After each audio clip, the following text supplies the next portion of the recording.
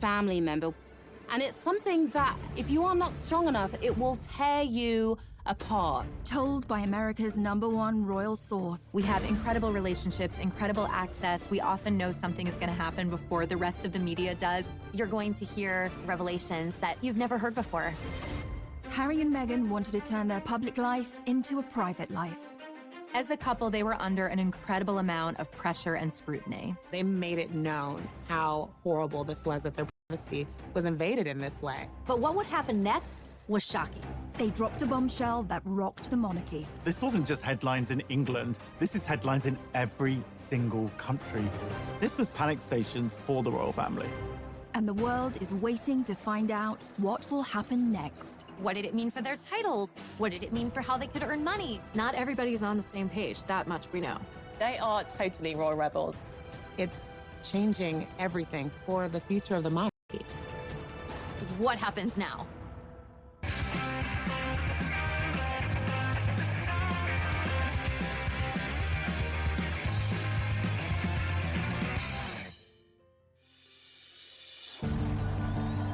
How does a girl born and raised in California end up meeting and marrying a royal prince?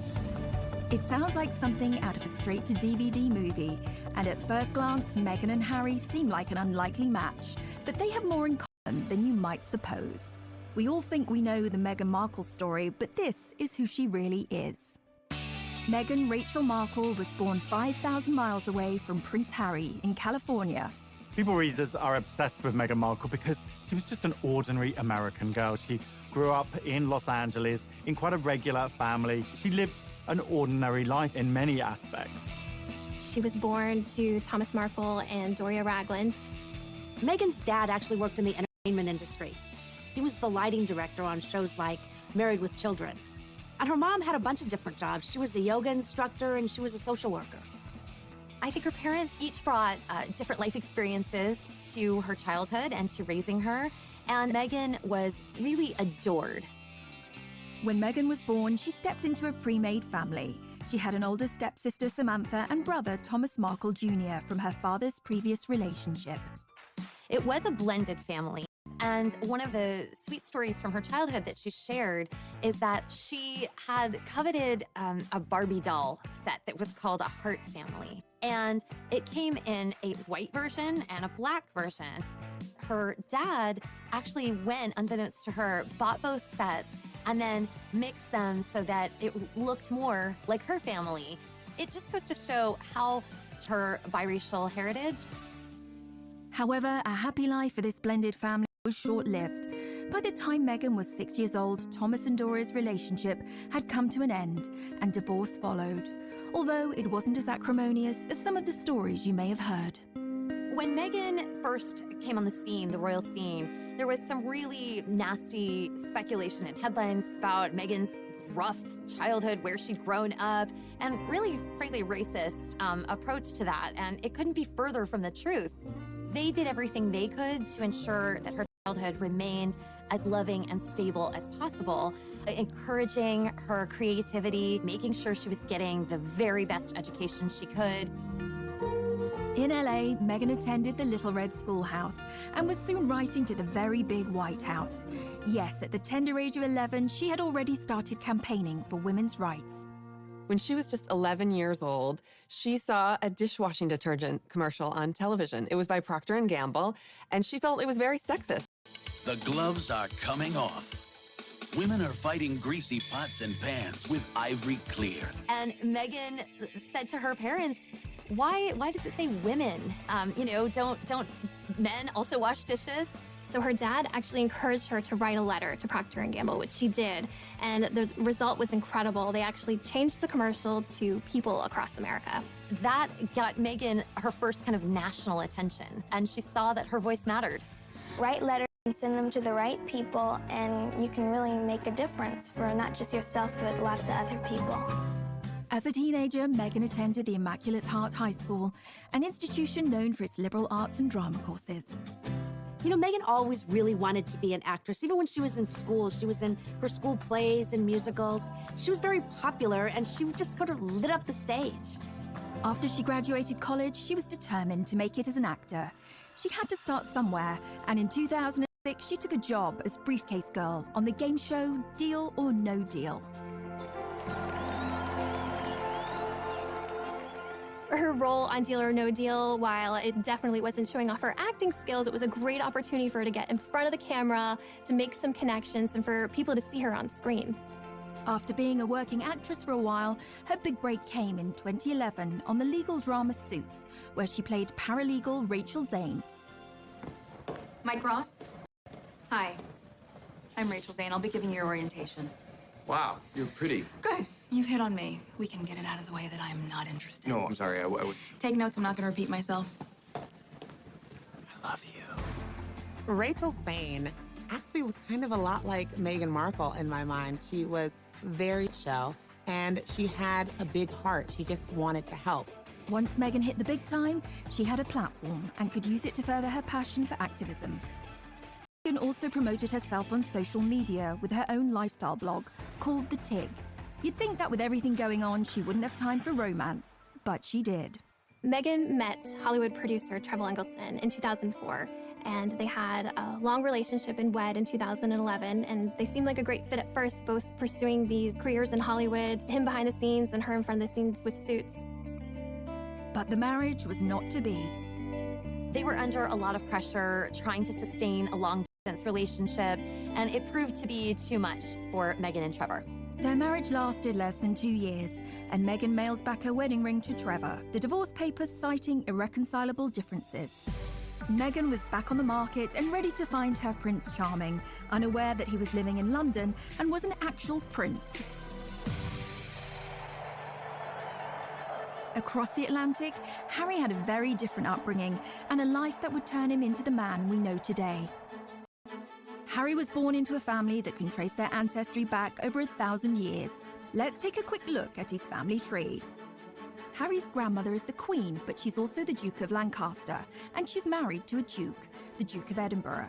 Beyond that, we've got their children, the Prince of Wales, Prince Charles, that's Harry's dad, his brother, Andrew, the Duke of York, Edward, the Earl of Wessex, and Charles's sister is Princess Anne, but she's also called the Princess Royal.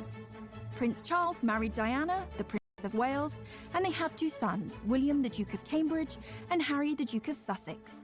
Thanks to his brother's kids, Prince Harry is knocked back to 6th in line to the throne, and all being well, he's now never going to get his hands on the crown jewels.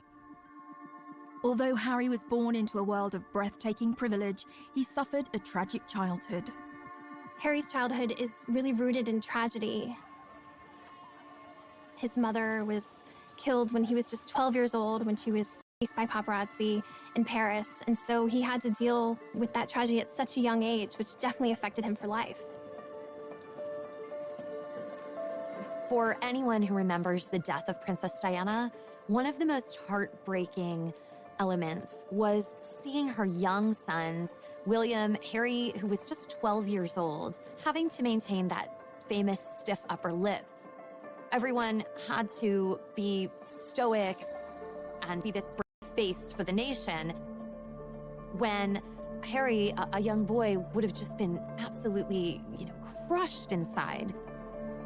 We all remember the envelope with the word mummy on Diana's coffin. It just contained all of those intense emotions, and not think that later on, those feelings are going to need to be dealt with.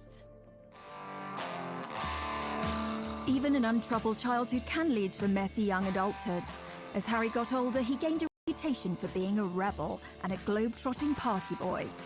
Harry's wild years throughout his 20s are well documented, from skirmishes with the paparazzi in public, to a costume party where he came dressed as a Nazi. It just was endless. But today we know that all the sort of rowdy times were kind of a last hurrah before he left for his service. Harry went from party boy to action hero when he joined the military, where he served for 10 years, including 2 tours of Afghanistan. He thrived in that environment. Perhaps it was a relief for him being able to step away from the spotlight. He was a particularly skilled Apache helicopter pilot and gunner, and rose to the rank of captain.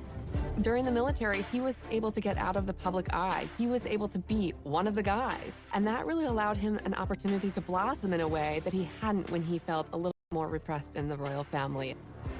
This is when we really began to see Harry coming into his own. And, watching him fly helicopters and his camo, this is when he starts to kind of rise as maybe the most sought-after bachelor in the world. Harry was always a big hit with the ladies, and some of his romantic liaisons have been with businesswoman Chelsea Davy and British model Cressida Davis, who is actually a descendant of King Charles II. Harry certainly had a busy dating life, but once he started dating someone, the whole spotlight of being in the royal family came down on them, and they couldn't handle it. 2 of his biggest relationships ended because the girls couldn't stand being in that media glare. So single again, the most eligible bachelor in the world was looking for love. But going back a little further, what about some of Harry's ancestors and their love lives? The path to royal romance has never been a particularly easy one, unless you were King Henry VIII. He set up his own religion just so he could divorce his first wife. Divorce was strictly forbidden by the Pope in those days, so Hank VIII set up the Church of England in 1534 and made himself the boss.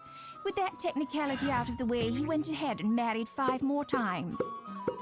But he had 2 of his wives, Anne Boleyn and Catherine Howard, beheaded. In 1937, King Edward VIII married Wallis Simpson, not just a commoner, an American, and if that wasn't bad enough, she was a divorcee. And like Henry VIII, who did what the heck he liked, Eddie's problem was that the Church of England didn't allow people to remarry if their ex-spouses were still alive. This was like to abdicate. That's a lot to give up, especially when Mrs. Simpson was also seeing a married car mechanic called Guy Trundle. I promise you, we're not making this up. But rumours were she'd learned some tricks in a house of ill repute, which sounds thrilling, if rather tiring. If you wish to marry a commoner, you may end up with a morganatic marriage or left-handed marriage. An evenly socially balanced marriage where the royals' titles and privileges don't extend to the spouse or offspring. It's a bit like flying, way easier to downgrade than upgrade. That law got changed for William and Kate, by the way. Now, Princess Margaret discovered that when she fell for Peter Townsend, a married man. Her sister, the Queen, told her she could marry him, but she'd lose all her titles and privileges. She decided to hang on to them and dump him, which feels extremely fierce and badass for 1960. Good choice, Madge. It goes to show that the path to true love is never easy, especially if you are marrying into the royal family, and Meghan would face her own challenges. Coming up. It was a very bold move, him standing up and protecting his girlfriend at the time and saying, I'm not standing for this.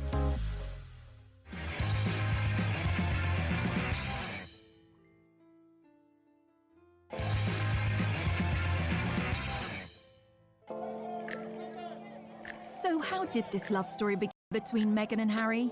Well, it wasn't through a dating app. Instead, they were set up the old-fashioned way. Harry and Meghan met through a mutual friend in July 2016, and they had a blind date at an exclusive members club in London. I didn't know much about him, and so the only thing that I had asked her when she said she wanted to set us up was, I had one question. I said, well, is he nice? And it seems the stars aligned. Hello, I'm world-famous astrologer Angel Idealism. I have cast what's known as the Davidson chart of Harry Windsor and Meghan Markle. In essence, you take 2 individual astrological charts and you mesh them into one chart and you interpret it as one chart. What's interesting, while I'm looking at Harry's chart, I wouldn't automatically say, oh, here's a royal. Saturn is where we have approach avoidance. I want it, I don't want it. I'm gonna eat that muffin, I'm not gonna eat that muffin. So he has it on his power seat, and Saturn rules authority figures. So he's yes, no, yes, no, yes, no. I want to be an authority figure, I don't want to be an authority figure. Meghan Markle, with loads of sparkle. So she does have Venus in Virgo, which is a difficult Venus position. Venus in Virgo is, I love you, comma, but your feet are stinky. I love you, comma, but I know you're a royal, but could you not be? You know, they're so bloody good together because Harry is a Virgo. And of course, Meghan has Venus in Virgo. So when somebody's Venus is on your sun, it's like you meet and it's love at first sight. So it's all or nothing, do or die. A yes is a yes, a no is a no, generic coupling. After a handful of dates, things moved quickly, and Prince Harry invited Meghan to accompany him on a trip to Botswana in Africa. Classic 4th date move. We camped out with each other under the stars. We spent going jogging for 5 days out there, which was absolutely fantastic. So then we were really by ourselves, which was crucial to me to make sure that we had a chance to get to know each other. Yeah. Harry and Meghan were doing real-life Sleepless in London and Toronto at the time. Meghan's living in Toronto, where she has this busy career on Suits. Harry, of course, based in London. Like anyone knows, long-distance relationships aren't easy, but they found a way to make frequent trips to see each other as much as possible. For the first few months of their dating life, they were able to enjoy their secret love affair away from the glare of the media. But their relationship leaked out on October the 31st, 2016, with news Harry was dating an American actress. There's a misconception because I have worked in the entertainment industry that this would be something I would be familiar with. But even though I'd been on my show for, I guess, 6 years at that point, and working before that, I've never been part of tabloid culture. I've never been in pop culture to that degree and lived a relatively quiet life. The British tabloids were incredibly harsh to Meghan. They used racially tinged language to describe her. They felt like she was a money grabber, a social climber, that she was doing this to be famous. The treatment of Meghan echoed how his mother Diana had been harassed and hunted by the press, but this time he was in a position to do something about it. The royal family is famously tight-lipped when it comes to talking about stories in the media, but on the 8th of November 2016, Kensington Palace issued a statement that showed Harry's true feelings and anger at the situation. That was one of the first signs, really, that Harry wasn't like the other royals, that he was not going to be put in a box and to just accept what the situation was. It was a very bold move, him standing up and protecting his girlfriend at the time and saying, I'm not standing for this. But also, Meghan was in love. She was going to do what she had to do to be there for him and to kind of deal, because you could tell this was not something that was taken lightly for her either. She took this relationship very seriously, which is clearly why she stuck around. Away from the headlines, this starry-eyed couple kept moving forward. Meghan and Harry's first public appearance on the world stage was at the Invictus Games, an international sporting event set up by the Prince for injured soldiers. They walked in to the stadium hand in hand, and it was clear that this was someone special in his life, and he was making it known to everyone. The couple were totally at ease with each other and very natural. We saw early on just how happy they were together, and part of that was through how they were breaking royal protocol. They would touch hands. We would see a little, made us root for the two of them, that this was going to work. Soon, Meghan started reprioritizing her life. She shut down her social media site, The Tig. She walked away from Hollywood. Which kind of had the hands of the palace saying, okay, if you're going to be a princess, then we need to get all of these things in order. After weeks of anticipation, the world finally got the news they had been waiting for. On November 27th, 2017, Meghan and Harry announced their royal engagement. It was official. The couple, thrilled and happy to be engaged, greeted the media as a united front at the official photo call at Kensington Palace. Was it romantic? They walked out in Buckingham Palace to a place called the Sunken Garden. This was a garden that was really special. It was a favorite spot of Harry's late mother, Princess Diana, so it was a nice homage to her, a nice way of including her in the moment. You could just really feel the love radiating off of them. And it was the first moment they saw the ring. So it was a beautiful, enormous diamond ring. The center stone is from Botswana. And then the two outside stones were from Princess Diana's collection, so including Harry's late mother in this moment.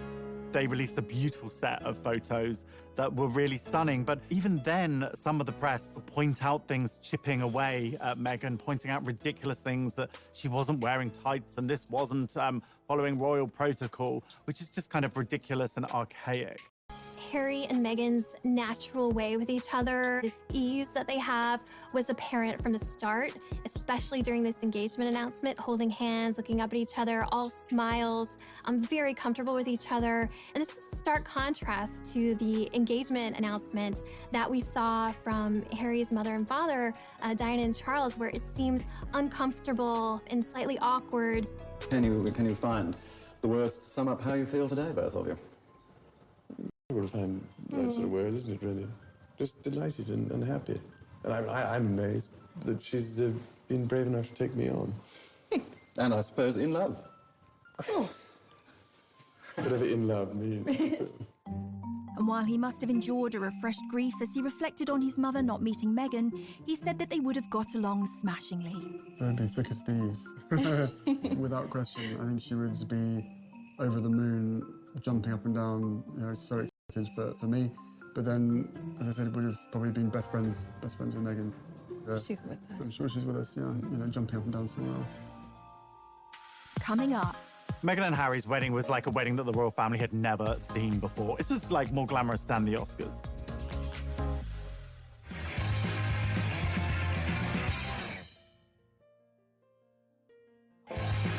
Waiting to find out when Meghan and Harry would be tying the knot.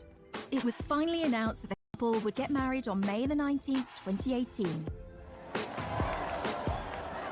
A royal wedding is the ultimate in pomp and pageantry.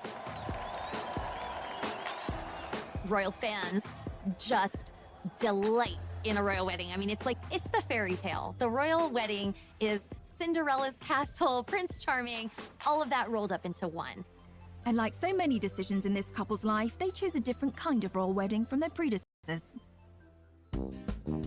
The average wedding in America these days costs around $35,000, which seems like a lot, and a pretty compelling case for a drive-through off the main drag in Vegas.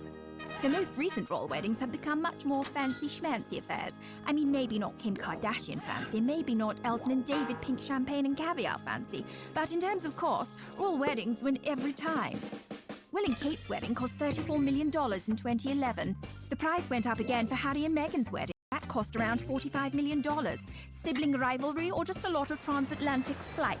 One of the most expensive royal weddings ever was in Monaco. Prince Albert II married Charlene Whitstock. That was about $70 million. But have you ever been to Monaco? A cheeseburger is like $40. It's ridiculous. Even that, there was nothing compared to Harry's dad. In 1981, nearly 1 billion people watched as Diana Spencer married Prince Charles. And if you adjust for inflation, it cost somewhere between $70 and $110 million. But for all that, today's royal weddings seem like lavish affairs. Most of the budget goes on security. Right, back to Miss Markle. As Harry's bride, she provoked controversy, not only as the first American to join the royal family, but the first biracial person to marry into it. Meghan had her own ideas of how she wanted her wedding day to be different. Harry and Meghan chose to have theirs at Windsor Castle in St. George's Cathedral, which is almost 700 years old and the final resting place of Henry VIII. Hooray!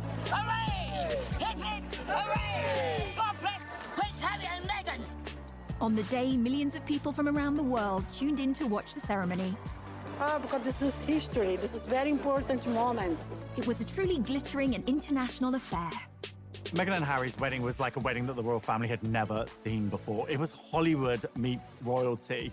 You'll be watching and like, oh my God, there's Oprah, there's George Clooney, there's Idris Elba, there's the Beckhams. It's just like, there was just so many celebrities because they weren't just coming from Meghan. Harry had grown up with a mother who was very friendly with celebrities. This was like more glamorous than the Oscars. As with all weddings, tensions were running high. The media reported rumors. There was reportedly one dust-up between Meghan and Kate during a fitting for Princess Charlotte's little bridesmaid dress, where they had a disagreement and Kate ended up in tears. And of course, we have to keep in mind, this was very soon after Prince Louis was born. A source explained that Kate was still very emotional. There had been a lot of stress around the wedding and around the planning. On the wedding day, Meghan traveled to Windsor Castle through the procession route with her mother Doria by her side. Everybody was waiting with bated breath to see what Meghan's wedding dress would look like. Would it be some over-the-top, grand, poofy princess dress like Princess Diana? Would it be this sort of elegant, sophisticated lace, long sleeve look like Kate Middleton? It was neither of those things. She had a very simple, tailored, streamlined dress. I mean, this really was understated. She was just impeccable, modern, an entirely new version of a princess.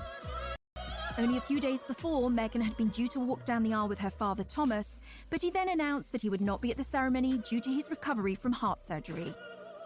And of course, the media went to town on the divisions within her family. anytime there's a big wedding where families coming together, there's a lot of potential for strife and stress. And then came the question, who would walk Meghan down the aisle and what's going to happen now that her father's not there? She made a real groundbreaking move in deciding to walk the first steps by herself, which really showed that this was a strong, independent woman who was making the decision to step into this life on her own. And then she was greeted by her father-in-law, future King of England. Prince Charles stepped in to walk Meghan partially down the aisle. There's no greater compassion and love for a future daughter-in-law than to take her by the hand to lead her to Harry to get married. I think a lot of people, even for those of us at People Magazine on staff watching, felt like, how is she so calm? You know, she was almost preternaturally serene. Later, when I spoke with her friends, they said, that's who Meg is. When she's in the moment, she's really in it. When she's made choices, she believes them 100%. And so there was nothing for her to be nervous about. And I thought that was really extraordinary. As the star-studded congregation looked on, Meghan's pastor, Michael Curry, delivered an impassioned sermon about love. Imagine this tired old world when love is the way, when love is the way. A far cry from the usual stuffy speeches, the ever-observant media caught Kate Middleton giving Push asunder. All was saved when the newlyweds delivered what we had all been waiting for. Meghan and Harry follow in tradition by having their first kiss in public when they step outside of the church. It was really the sort of like big PDA moment between the couple. The crowd went absolutely wild. It felt like it could just be your friend's wedding and they happened to be really in love, but it happened to be something that millions of people were watching. So it was that authenticity and that genuine love that really came across, just as all of their other public moments had brought. That day, the couple received a new title from the Queen, Duke and Duchess of Sussex, and their new life began. Coming up, They really felt protective of this new baby and wanting to make sure he had as much privacy as he possibly could from the very start.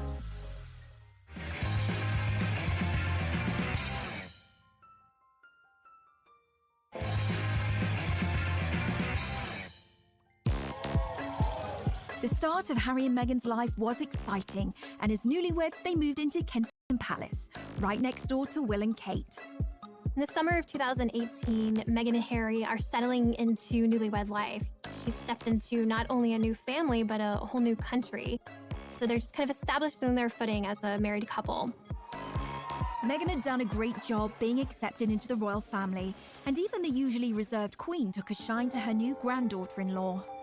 The Queen herself wanted to show how much she was eager to welcome Meghan to the royal fold, and she did that by giving Meghan a ticket on board the royal train, which is how the Queen likes to travel. And in fact, you really felt that they had this chemistry between them, and Meghan was bringing new life and new joy to these outings. Meghan and Harry began their royal duties as Duke and Duchess of Sussex. But what exactly is a duchess anyway, and where do they fit into the whole royalty ladder? So, according to tradition, or Henry VIII, you have a god at the top of the heap, well, Natch, then an emperor, then a high king or queen, then a king or queen, then come your archdukes, grand princes and princesses, grand dukes and duchesses, then come your crown prince, and I mean, we're really climbing a long way down the ladder here, aren't we? After all them come duke and duchess. Fun fact, Meghan could actually be a duke. This isn't anything to do with which bathroom she uses. A woman can be called Duke's too. What about Harry, though? Well, he's a Duke of Sussex and also Earl of Dumbarton and Baron Kilkeel. The Duke and Duchess titles are kind of like a wedding present from the Queen. Here you go. I wasn't sure which toast you wanted, so I got you Hampshire instead. The annoying thing about being Duke or Duchess, Cornwall and also gets the Duchy of Cornwall, which literally means if you live in Cornwall, he could well be your landlord. Although it won't be him coming and fixing your broken toilet, but he does get the cash from owning it. Unlike Cornwall, there's no Duchy of Sussex and therefore no cash. So, they don't get the cash, and guess what else Meghan doesn't have? Legal custody of her son Archie. According to a law from 1717, the Queen actually has governance over all the royal sprogs, including Will and Kate. You might think it doesn't really have any relevance today, but apparently decisions like which members of the royal family are allowed to get on the same plane, yup, the Queen makes that call. Back to the couple's first royal tour of Australia, Tonga and New Zealand. Meghan and Harry were an instant hit with the public. And this is where we get to see Meghan shine. And there were a lot of echoes of Princess Diana in terms of her really bonding with people, with children, with a lot of the locals, giving speeches, which is something we hadn't seen Kate do before with such ease. Meghan was compared to Diana in another way, as a world fashion icon. Diana led the way in setting trends in the world of fashion. Back in the 80s, everybody wanted the Diana cut, and she occupied a fashion arena that included Audrey Hepburn, Jackie Kennedy, and some of the other most stylish women in history. When Princess Diana was alive, she was, without a doubt, one of the most photographed women in the world. Diana brought an innate glamour and this beauty to the royal family. It took them from royals to pretty much celebrities, all because of her and just this endless interest and curiosity in all things Diana. In 2019, Meghan was named the most powerful fashion icon, and the term the Meghan effect was coined. Like most people, I love Meghan Markle's style. We like to say at People that everything Meghan touches turns to sold. And that's because when Meghan wears something, it translates into mega sales for the brand. In one of those tours, she actually wore a bag by Strathbury. The second she wore this bag, it sold out in 11 seconds. The Duke and Duchess of Sussex were in the honeymoon phase. The tour of Australia kicked off with bombshell news. The couple arrived into Sydney telling the world that they were expecting their first child. It was the most exciting way of kicking off a royal tour. This is a moment that the public, the entire world was excited about. Anytime there's a royal wedding, you wait for the announcement about the royal baby. This was massive news in the royal world, and for fans, I mean, it was almost too much to process. It was all happening at once. At the same time, we also noticed that Meghan and Harry are wanting to kind of put up the walls because they really felt he possibly could from the very start. Weeks before the baby was born, Harry and Meghan announced they intended to keep the plans surrounding their child's birth private. It was never announced where Meghan planned to give birth. This was a major change from Kate's birth plans. Kate, obviously, at the Lindo Wing in Paddington, every single time one of her children is born, the crowds are gathered outside, you know, the news teams are there. It's a very big global event. With royal births, we famously see the new happy parents step out of the hospital. For royal fans, there's an expectation that we would be kind of, I don't know, almost included in that. And we learned pretty early on that Meghan and Harry were not going to do this. On May the 6th, 2019, baby Sussex arrived, weighing in at 7 pounds 3 ounces. And it wasn't actually until the birth certificate of Archie was released we even knew what hospital they had gone to. Meghan said no way was she going to walk out of a hospital and into a crowd of thousands, you know, with every TV camera from all over the world there, which is what Kate did. But Kate felt that was her duty. Meghan didn't feel it was her duty, so she didn't do it. They didn't want involvement from the press. They wanted to do it their way. This was not a baby for the public. This was their baby. The birth of a newly born royal prince on this, St. George's Day, AD 2018.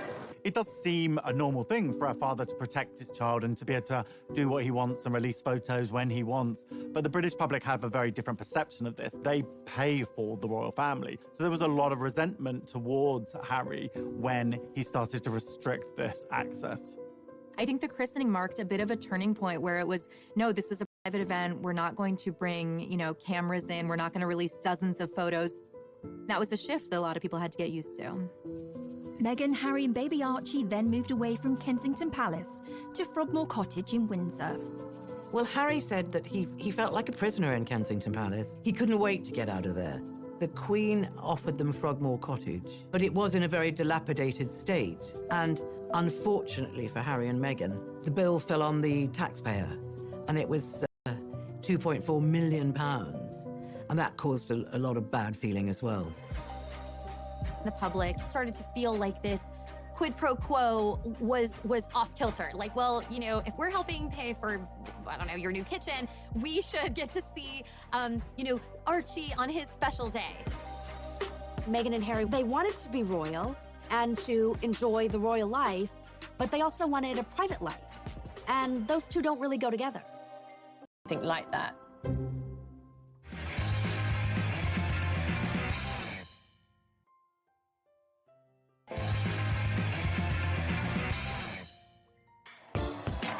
There's more to being royal than cutting ribbons and waving. There are very strict rules and protocols that must be followed. My name is Micah Meyer, and I'm the founder of Beaumont Etiquette. My training is very formal. It was done in London under a former member of the Queen of England's household staff.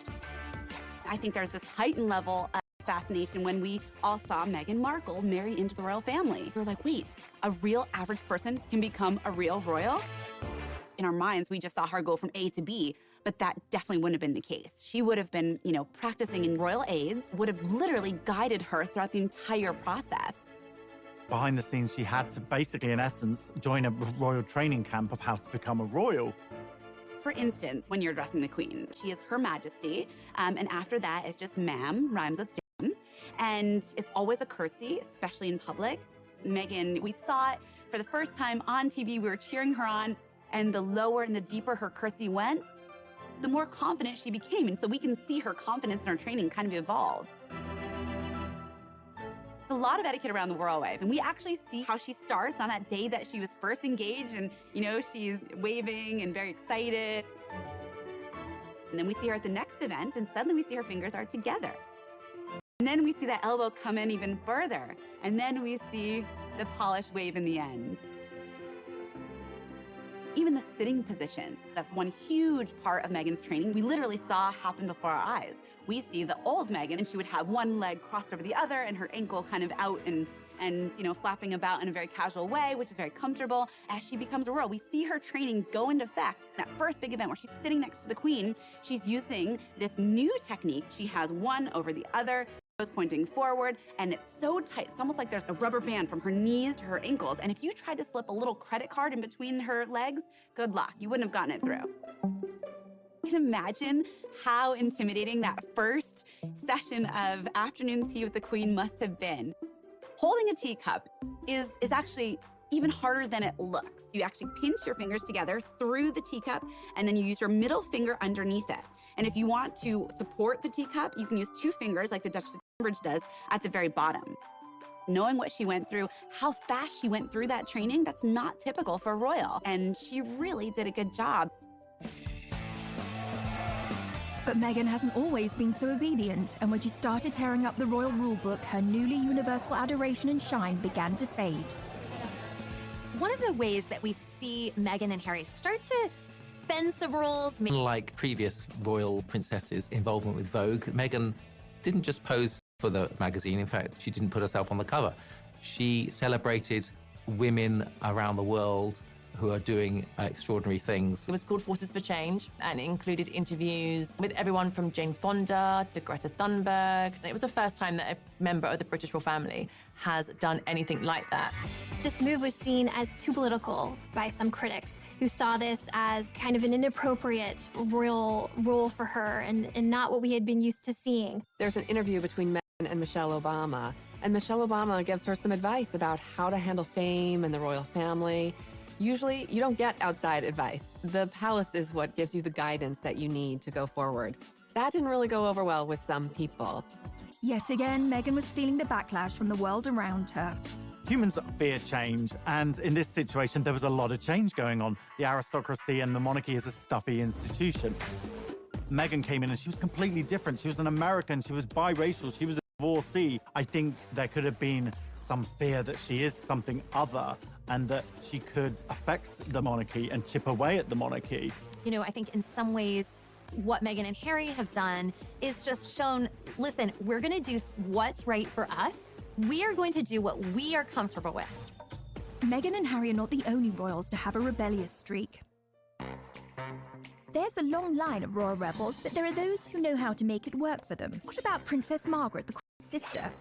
She liked to party. She partied hard with her daughter's godfather, Anthony Barton. with a former Prime Minister's nephew, Alex Douglas Horne, and it's thought she even partied with Mick Jagger and Warren Beatty. She partied hard in her party house on the party island of Mustique. But then she calmed down and got herself a toy boy, marrying a guy 17 years younger than her. Then she got the first royal divorce since 1901. She rocks.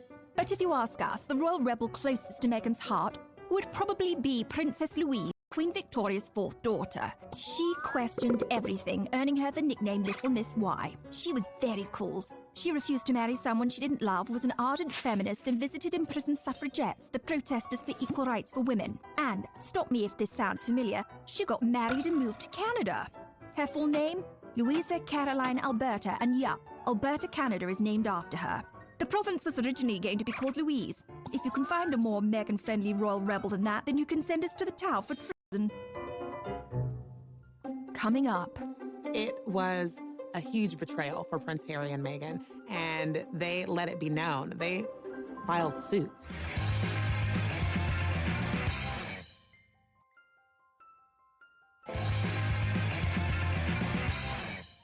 A valuable asset or your worst enemy, and Prince Harry and Meghan have maintained a love-hate relationship with them. There have been times when the royals have welcomed the press in terms of trying to get their messages out. And this can be anything from, obviously, the Royal Rota, which is the established UK press corps, attending their engagements, which are to benefit charity, to shine a light on good causes. And that's the time when they really embrace the press. Even Harry's mother, Diana, used the media to her advantage. Princess Diana famously used back channels to set up an interview with the BBC's Martin Bashir on the show Panorama. And she did that because she felt that she could not make her side of the story heard. When no one listens to you, or you feel no one's listening to you, all sorts of things start to happen. For instance, you have so much pain inside yourself that you try and hurt yourself on the outside because you want help, but it's the wrong help you're asking for. People see it as crying wolf or attention seeking, and they think because you're in the media all the time, you've got enough attention, inverted commas. But I was actually crying out because I wanted to get better. We have never seen any royal open up the way Diana did, the way she bared her innermost thoughts and feelings. But unlike Diana, Meghan was too new to royal life to start airing her grievances publicly. But her friends would rally to the cause. In an exclusive interview with People magazine, Meghan's inner circle opened up about the Duchess's private life and her struggles with the UK tabloids.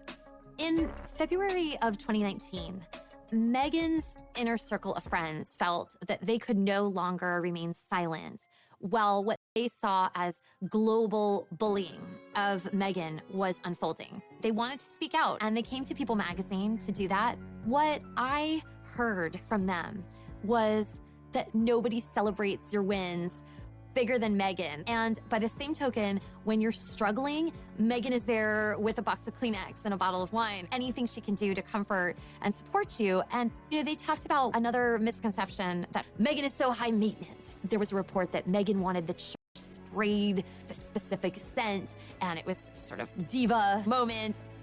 And the friend said, Meghan is so religious, she would never, ever disrespect a holy place like St. George's Chapel at Windsor Castle, and that's a contradiction to who she is.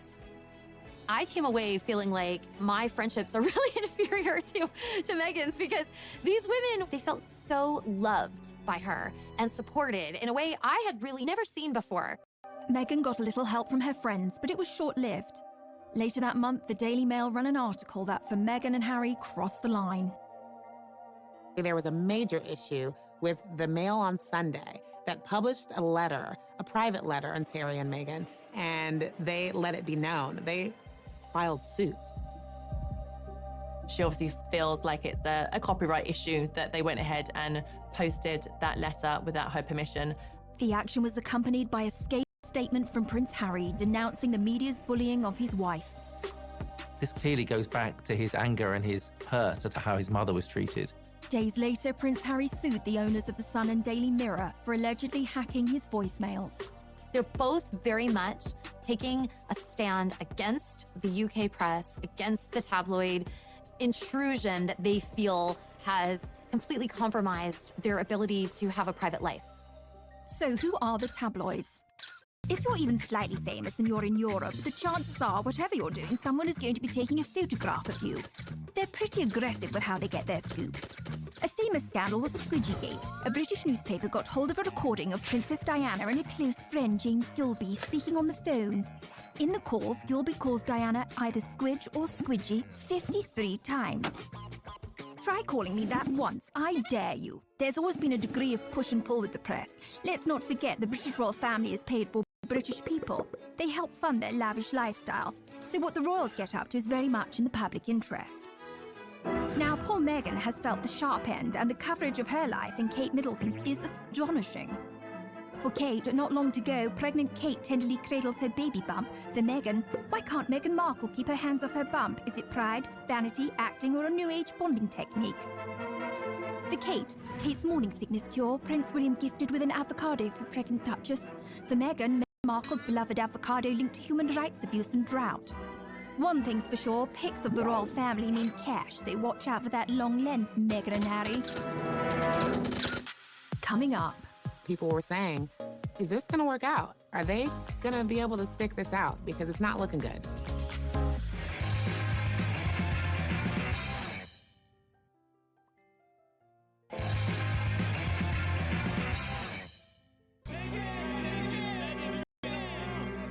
As media scrutiny intensified, so did tensions inside the royal family.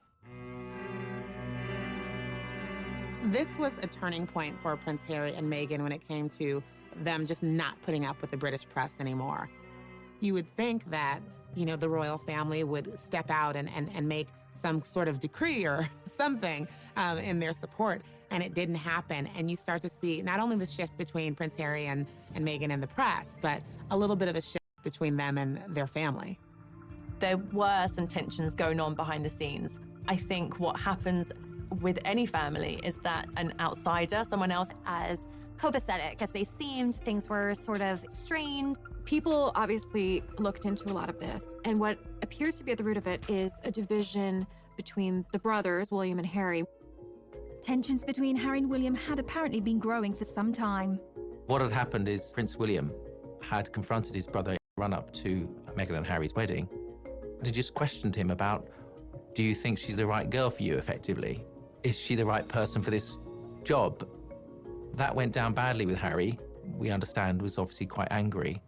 Harry never forgot that. That started a rift that had only deepened. They were never able to really heal from that initial disagreement.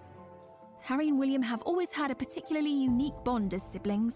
Let's explore the brothers' relationship a little bit deeper. William and Harry were born just over 2 years apart. They were close as children, and as they grew up in a family where roles and status mean everything, it was inevitably going to put a strain on even the tightest brotherly relationship. In royal circles, children are often referred to as the heir and the spare. The eldest is destined to be king, while the younger one can end up feeling a little redundant. For William to take a leap like Harry's would be almost unthinkable. He has a lot of skin in the game. He's going to be the freaking king after all. But the pressure on him to stay would be impossible to resist. Harry, by contrast, as the spare, has a little more wiggle room. One thing's for sure, they're both dealing with massive adjustments to their lives, so it's anyone's guess what the brothers' relationship will look like moving forward. Meanwhile, Kate and Meghan were dealing with their own issues. I think we all wanted Meghan and Kate to be best friends because we love Kate and we love Meghan, and it was, okay, now we have two of them. But they're so different. They grew up completely different, and they have different roles now. So when they didn't really seem to become best friends, people started thinking that they were frenemies. And the tabloids went crazy, setting them up against each other. Any new mom can understand the value of calling a girlfriend and having someone over to help you out and figure out this new role as a mother. And Meghan was very isolated. She was starting anew without the support system that most of us have when we enter this new chapter of our lives. So you had Meghan having trouble settling into royal life. Kate is not able to necessarily be that support. And Harry and William not talking very much anymore. So the two couples became estranged. It was on a tour to South Africa that Harry and Meghan seemed to finally reach a breaking point. When they were in South Africa, they recorded a documentary with ITV, and it was really the most personal we've ever seen Harry and Meghan be. They had a film crew following them, and this really was the first time that there honest about how they felt. They did an interview with Tom Bradby, who is a TV for Harry, and he interviewed them, and Harry was amazingly open. You're living in this goldfish bowl, the interest is huge, the pressure is great. I mean, do you want to talk me through the last year and where you're at? Look, part of this job and part of any job, like everybody, means putting on a brave face and turning a cheek to a lot of the stuff. But again, for me and for my wife, you know, of course there's a lot of stuff that hurts. They felt that they were in isolation, and they also felt that they had no support when it came to all these things that they were uniquely dealing with. Another huge moment in that documentary was where Meghan spoke out about how she was feeling. You could tell that she had been struggling in her role as a new royal and as a new mom. It's obviously an area one has to tiptoe into very gently, but I don't know what the impact on your physical and mental health or pressure that you clearly feel under. I would say, look, any woman, especially when they're pregnant, you're really vulnerable. You add this on top of just trying to be a new mom or trying to be a newlywed. It's, and also thank you for asking, because not many people have asked if I'm okay, but it's a very real thing to be going through behind the scenes. I think Meghan was really sending a message direct to camera saying, I need help here. This is a difficult situation. When she says not a lot of people have asked if I'm okay, she's not really referring to the public or fans who support her. She didn't feel members of the royal family had asked if she was okay. People were saying, is this going to work out? Are they going to be able to stick this out? Because it's not looking good. The Sussexes were looking for a happy and authentic life and needed to find a solution, however drastic. Coming up. When Harry and Meghan made this announcement, the world was stunned.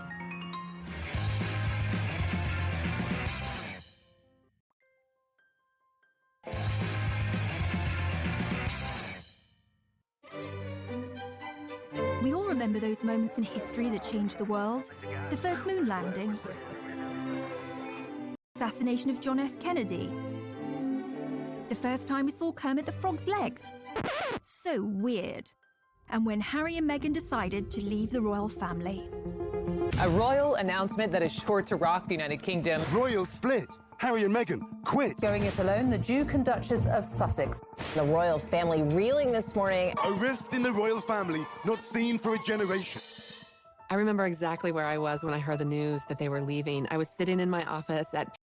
I feel like we were in a meeting and we were like, wait, what? The rest of the royals didn't even know it until 10 minutes before they put this statement out. On the 8th of January 2020, a statement was released from the Duke and Duchess that they were stepping down from royal life. They did it on social media, of all places. So right away, we were kind of all scrambling to keep up. It's on Sussex Royal, and is there going to be more coming? And who's going to answer the questions? I can't even imagine the chaos in the palace on that day. The poor queen, she's 93 years old, and now this. One of her favorite grandsons now stepping back from royal life, and what does that even mean? News like this usually goes through the royal communications team, goes through the queen. There is a long list of steps you take before this goes out to the public. So why did Meghan and Harry hastily make this announcement? I think part of this rush decision on their part was because the story had actually already been leaked to the Sun newspaper. They were running it the following day, and from what sources tell me, they were forced into releasing their own statement. Harry and Meghan felt that when the news leaked to the Sun newspaper, they had no choice but to try and get out ahead of it. So suddenly this train had completely left the station and everyone was kind of struggling to keep up. I think it was a bad decision on Harry and Meghan's behalf to rush out this document without checking with the royal family. You don't change your decision-making and go against the Queen just because some scrappy journalist in London is saying that they've got a story. There had been rumours that Harry and Meghan had been in discussions with members of the royal family about leaving the monarchy, but this surprise announcement was a stunning reveal for all parties involved. It is a bit of a soap opera, but I mean, quite frankly, the things that have happened recently, you couldn't write it. You can hardly imagine how difficult that talk must have been between Harry and Meghan about what they were going to do. They've put Archie down to sleep, and they are trying to figure out how to walk away from one of the most important families in the world. Meghan and Harry have not been the only royals to drop a bombshell. Being royal is a high-stakes game, and if we look to the past, Meghan and Harry are not alone in causing a few royal eyebrows to be raised. Good old Chuck and Kemi, Charles and Camilla, first met in 1971, but waited 34 years to get married. In that intervening time, Charles married and divorced Princess Diana. There was an infamous moment when they were asked, "And are you in love?" Diana replied, "Of course," and Charles drawled, "Would you really had married and divorced Andrew Parker Bowles?" But they didn't exactly wait until their wedding night to hook up. They were still married, but it was to the reported approval of Camilla's first husband, who knew all about it. In fact, a recording of a phone call between Charles and Camilla got leaked, which is far, far beyond what you might call a bit saucy. We'll let you look that one up for yourselves. This is a family show, people. So in the grand scheme of things, Harry and Meghan's bombshell seems pretty tame by comparison. The media, having felt kept at arm's length, went into a frenzy. The press and social media very quickly coined the phrase Megxit, which is really quite misogynistic. It's blaming the fact that Meghan and Harry are leaving the royal family on the woman. The British press is always blaming Meghan. They've done that from the beginning. Whatever Meghan and Harry do that they don't like, it's Meghan's fault. From a tabloid media standpoint, Meghan became the focus of she's the one driving this decision. But anyone who really knows Harry knows that he has expressed a desire to step away from royal life from the beginning. There were times in his 20s where he kind of lamented at this role that he's in and hinted at that he would love to have a life outside of the royal family. So if anything, he's the one propelling this decision, and Meghan's supporting him. But I think we know now this is a decision they made as a couple. They're very much a family unit. You know, we know they have a great relationship and that they're doing things that they think are best for their entire family. This had to be something that really weighed on them. But what must have weighed on them more was what they had been through for them to make the decision to leave the royal family, to leave the Windsors. I mean, it's a dream for so many people. And they decided to just walk away. Coming up. Something like this could bring down the monarchy. This was panic stations for the royal family.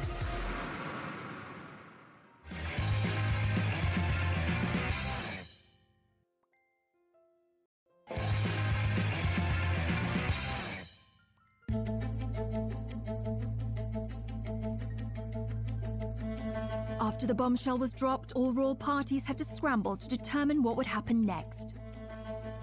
Something like this could bring down the monarchy. This was panic stations for the royal family. Buckingham Palace did release a statement, and I think this was a big shock to the world. It was obvious from that statement that they weren't on the same page. Discussions are still ongoing. We know they are expressing an interest to do this, but all the details haven't been worked out yet. The thing is, you don't announce the plan until you know what the plan is, right? They did things back to front. By now, Meghan had already gone to Canada. A 93-year-old Queen Elizabeth had to spring into action and implement damage control. He said that they were going to have a summit at Sandringham. She had Charles and William and Harry all meet her there, and then they sat down to talk it out. The pressure on the Queen here is immense. The Queen was on her back foot. She is under pressure to be the leader and to have an answer and to have a path forward, and the clock is ticking. Within days, on January the 13th, 2020, the Queen publicly announced a declaration of her blessing for the couple.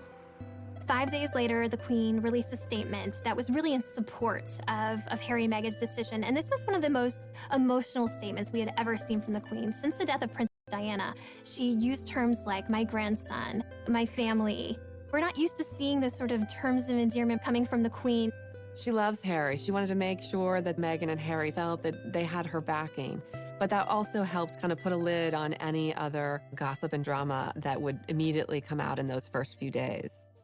This is unprecedented. There were so many details to work out, so many questions. Where are they going to live? What will their titles be? Everyone wants to know how they will actually go about charting out this new life and where the money's going to come from. What are they going to do? But how do the royals make their money?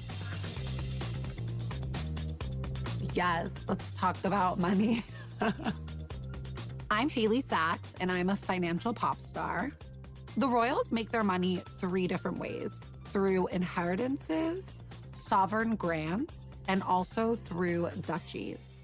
The sovereign grant is taxpayer money. So if you're watching this and you live in Britain, I'm sorry, because you paid Meghan and Harry $130K last year just to leave your country. So yeah, you can cry about that. Basically what the duchies are is like Prince Charles is a landlord. He's inherited these properties. They're all our properties, and he's making money on them because people live there, they visit, and he's pocketing the cash. Prince Charles, he gives some of that money to his sons. The Sussexes can credit 95% of their income just to Prince Harry having a rich dad. So yes, Harry has a rich dad, but he also had a rich mom. Diana didn't come from nothing. Like, she walked into the royal family with her own fat wallet. When she died, she left Prince Harry $10 million. Even though the couple quit being royals, these two are media starlets. They're not looking just for money. Really, what they're searching for with this exit is impact. Show for the British public that all is fine here, everything is good, the show will go on, the monarchy is solid.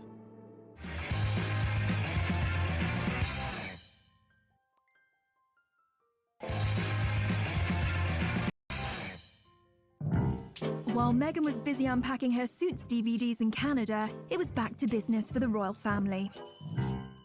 It was initially a bit of chaos as everyone tried to kind of find their footing in this new, unprecedented order of things. At the end of the day, the monarchy has to come first and the crown has to come first. The Queen, she's not going to let her emotions get the better of her. Now it's about action. It's about taking action and figuring out what are next steps. The monarchy is often, throughout history, in a very vulnerable position. There are a lot of people who don't agree with the monarchy. The monarchy can be perceived as a very undemocratic institution, essentially inherited power. When you have somebody who is stepping away from the royal family, this makes the royal family very vulnerable. For those that had stayed, the Queen doled out presents. Prince William was bestowed with an additional royal post, Lord High Commissioner to the Church of Scotland. The royal PR team wanted the rest of the family to show a united front, and William, Kate, Charles and Camilla embarked on a rare joint charity engagement, and the British press dubbed them the new Fab Four. All this sort of family discord and fighting amongst themselves didn't look good, so the Queen wanted to fix this up. She has Charles and Camilla and Kate and William all at her beck and call to come out and present a united front as this is the royal family, we're still here for you. The Duchess of Cambridge was also being kept busy on a tour of the UK to promote her work with childhood development.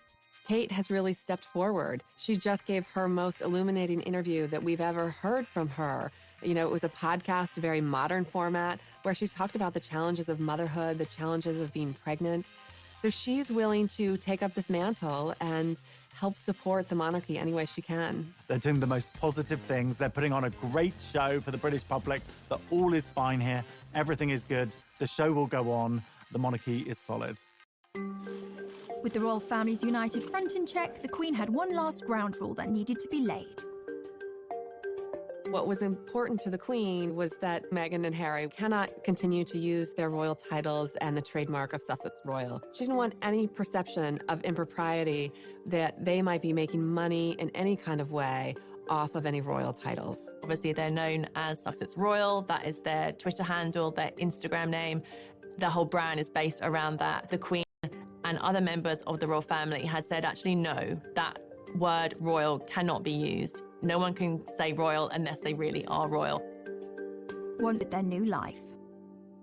One of the things that was just so exciting to see was how they took this bold step themselves. It was world-shattering news. It made headlines the world over. Was it perfect? No. But when you kind of take control and find your voice and realize, I can make this path forward, Really inspiring thing to see. During Harry's final few days in the UK, he delivered an emotional exit speech at a charity dinner in London. It brings me great sadness that it has come to this. There really was no other option. It has been our privilege to serve you, and we will continue to lead a life of service. So in that respect, nothing changes. But I hope that helps you understand that I would step my family back from all I have ever known, to take a step forward into what I hope can be a more peaceful life. It's a tough situation, particularly for Prince Harry, because this is his family. These are the people who have loved him and raised him and who he has grown up with his whole life. We've all been in family situations that can be complicated, but they're always a part of who we are. So I think the goal for them is to still have warm relations. I think Harry and William still want to reforge their bond, but it's going to look very different than anything we've ever seen before. The rest of the world had their own reactions in the aftermath of the Sussex's bombshell announcement. While Harry filled a suitcase with a gold toothbrush, some monogrammed socks, and a copy of How to Succeed in Business, support was flooding in from celebrity friends and admirers.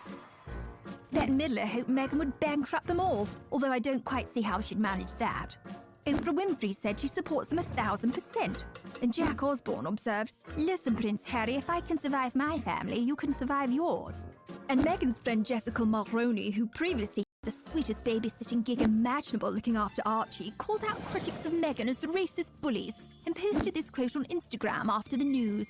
"A strong woman looks a challenge in the eye and gives it a wink. Wink hard, Meghan."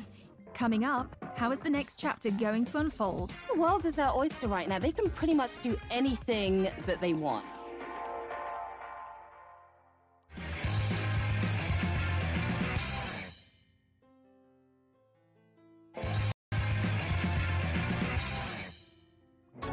Prince Harry joined his wife Meghan in Canada to start their new unprecedented post-royal life.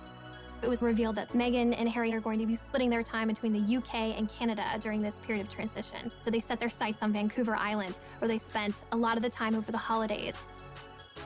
Life in Canada was pretty peaceful for the most part compared to living in London. They were in a friend's $14 million mansion in Vancouver Island, taking a lot of walks with Archie, spending a lot of family time together. Meghan's very familiar with, she used to film in Toronto, but I think it's a place that she felt safe. This wasn't the spotlight of London, and they just needed somewhere calming, somewhere that they could get their thoughts together and really also heal their mental health, I think. So what are the predictions for the couple's next steps? It's brand new territory for them to be trying to find a way to basically earn money. And, you know, when you are the Prince of England and the Duchess of Sussex, it's like you have to earn a lot of money in order to keep up that lifestyle and to live independently. It's going to be a really interesting road ahead. Their last round of royal engagements were in March. They're officially stepping back, and they'll no longer be using their HRH titles or Sussex Royal. But I think the world is their oyster right now. They can pretty much do anything that they want. Both of them are very smart. Both of them are very talented. Harry and Meghan's next steps in terms of their careers is anyone's guess. Who knows whether we might see a Meghan Markle clothing range for one of her women empowerment charities. We might see a book deal maybe, although various ones of those have been denied so far. We also know that Harry is involved in a TV project with Oprah for Apple TV. So that will be announced at some point this year, I'm told. We've already seen that Meghan did her first voiceover role for Disney, and the check was donated to a charity for elephants. They're definitely going to be cashing in on their celebrity status. There is no way they are going to be penniless. They are going to have offers coming through the door. We saw Harry and Meghan recently in Miami at this banking summit at JP Morgan. We thought they were going to be laying low. Suddenly we got the news that Harry and Meghan was sitting next to J-Lo and A-Rod at a star-studded event for JP Morgan. And there are rumors that Harry earned $1 million for giving a speech at that event. It's not a bad paycheck at all, especially for your first time outside of the royal family. People are going to be offering them deals left, right, and center, but they still have to have composure and remember where they came from, because ultimately they don't want to disrespect the monarchy. The Sussexes don't need to rush into anything. There's still extremely high people. In fact, maybe even more high profile now after stepping back from the royal family. And since making this bombshell announcement, they're probably more famous than they even were beforehand. What do the inner circle of Harry and Meghan's world think of this? Since Meghan and Harry have stepped away from their role as senior members of the royal family, what we are seeing is a completely new chapter, and really, as one source told us, uncharted. Her family first. She's going to put her son first. Her life as a mom is so important to her.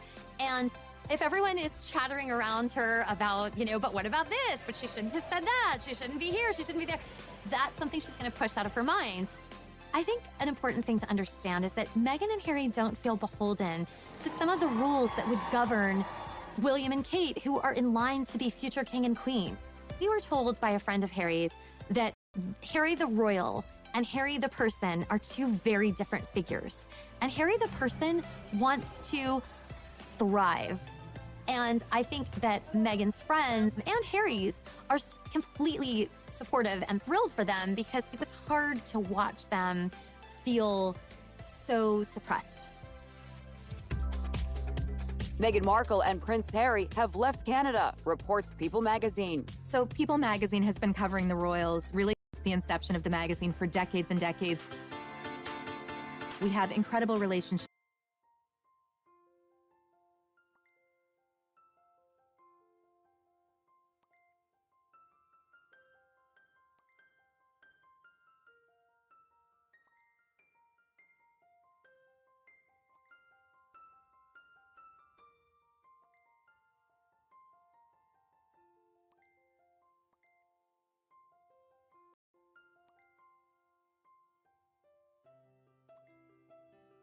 Incredible access. We often know something is going to happen before the public does, before the rest of the media does.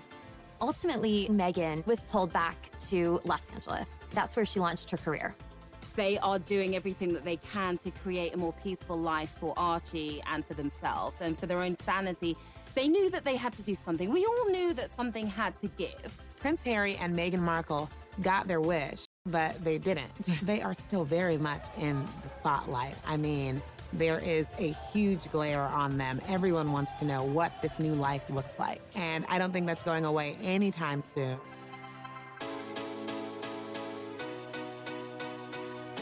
A lot of people are wondering, will things ever be the same in this royal family?